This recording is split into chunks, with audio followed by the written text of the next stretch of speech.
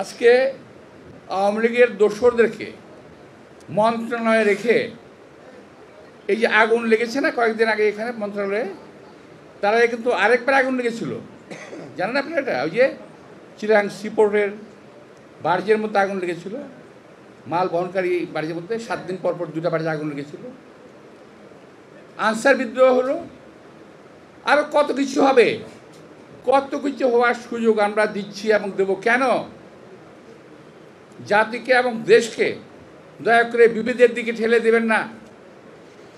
আমি অনেক কাজ করেছি, অনেক ভালো কাজ করেছি, যদি আমি বলি আমি স্বীকার করব, কিন্তু আমার ভালো কাজ করার বিনিময়ে আমার দেশ এবং জাতিকে আমি বিভক্ত করতে পারি না। সুতরাং প্রিয় ভাইরা, আজকে এই সমস্ত কথাবার্তা আমরা বুঝি, আমরা জানি, এই বয়সটা আমাদেরও ছিল। এই 26 বছর বয়স, 25 বছর বয়স, 24 বছর বয়স, আমার তো একবারে 26 বছর বয়স হয় নাই, একদিন থেকে শুরু হয়েছে, এক মুহূর্তে শুরু হতে আজকে আমাদের 75 বয়স হয়েছে। তোমাদের একদিন হবে, বুঝতে পারবে। সেদিন যদি কেউ বলে যে আমরা তোমাদের এই সংবিধানকে ছুঁড়ে ফেলে দিলাম, তখন তোমাদের কেমন লাগবে? সেদিন যদি আজকে বলে, কিংবা 2 দিন পরে যদি কেউ বলে যে তোমাদের সংবিধান ছুঁড়ে ফেলে দিলাম, যদি তোমাদের মতো কেউ আবার চলে আসে নতুন করে, তখন কি হবে?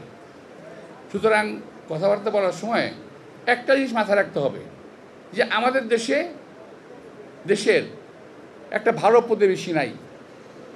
একটু মাথায় রাখতে হবে যে আমাদের দেশের পাশে যারা আছে তারা কখনো বাংলাদেশকে স্থির থাকতে দিতে চায় না। আমাদের মনে রাখতে হবে যে আমরা ওদেরকে সুযোগ দিতে চাই না, দেবো না। আজকে বাংলাদেশ নিয়ে কত কথা বলতেছে, কেউ কেউ তো চট্টগ্রাম নিয়ে যায়, কেউ লালমনিরহাট নিয়ে যায়, কেউ দিনাজপুর নিয়ে যায়। বাবা, হরিলুটের মাল বাংলাদেশ, না, সম্ভব না।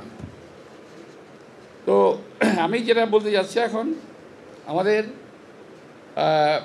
এই যে আগুন, এই যে বিদ্রোহ, এই আনসার বিদ্রোহ ইত্যাদি ইত্যাদি, এই সমস্ত বিষয়গুলো এমনি এমনি হচ্ছে না, খামাখাই হচ্ছে না, কেউ না কেউ উস্কানি দিচ্ছে, এবং তারা সচিবালয়েই বসে আছে, এবং তারা আজকে এই যারা নাকি আমার উপদেষ্টাবৃন্দ আছেন তাদেরই সহযোগী হয়ে আছেন। কারণ কি, কেউ এই সচিব, কেউ সেই সচিব, বিভিন্ন সচিব বিষয় আছেন, সবাইকে কিন্তু আমরা চিনি।